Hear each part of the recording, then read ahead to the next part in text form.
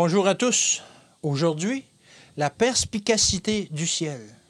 On t'a fait connaître, ô homme, ce qui est bien et ce que l'Éternel demande de toi, c'est que tu pratiques la justice, que tu aimes la miséricorde et que tu marches humblement avec ton Dieu. Michée 6 au verset 8. Une lutte constante se poursuit entre les forces sataniques et les intelligences célestes. Satan joue le jeu de la vie pour les âmes des hommes. Si tous pouvaient constater le courant profond des tentations trompeuses, s'ils pouvaient se rendre compte que l'apparence céleste des séductions sataniques est décevante, ils feraient preuve de plus de prudence, ils se méfieraient beaucoup plus de la sagesse humaine et ils compteraient bien davantage sur Dieu. Mais lorsque nous sommes spirituellement aveuglés, nous ne percevons pas les incidents notoires qui ont pris place pour détourner des sentiers sûrs les pas de du peuple de Dieu et pour le conduire sur les sentiers glissants et instables.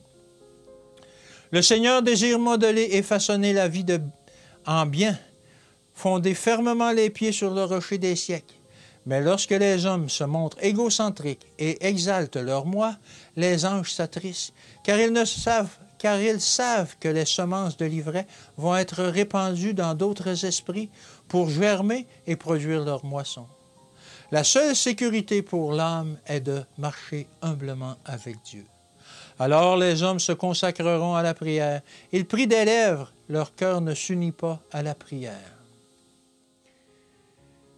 Certains ont l'esprit tellement embrumé par le sentiment de leur propre importance qu'ils se sont montrés très sûrs d'eux-mêmes, alors qu'ils auraient dû agir avec méfiance et prudence.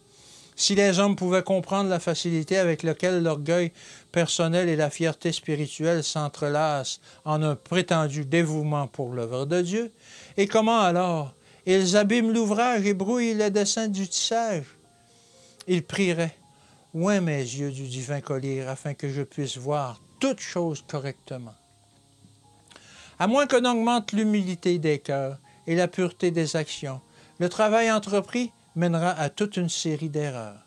Un faux mouvement, à cause d'un manque de foi, a entraîné bien des résultats désastreux. Il ne semble pas que ce soit un si grand mal que de laisser Satan gouverner et obtenir la victoire dans les petites choses, même lorsque les intérêts éternels sont en jeu. Mais un faux pas entraîne une succession de faux pas, puis la jalousie et la fausse conjoncture sur la personne même, l'entreprise même que Dieu voudrait voir réussir. Quand le peuple de Dieu apprendra-t-il la sagesse?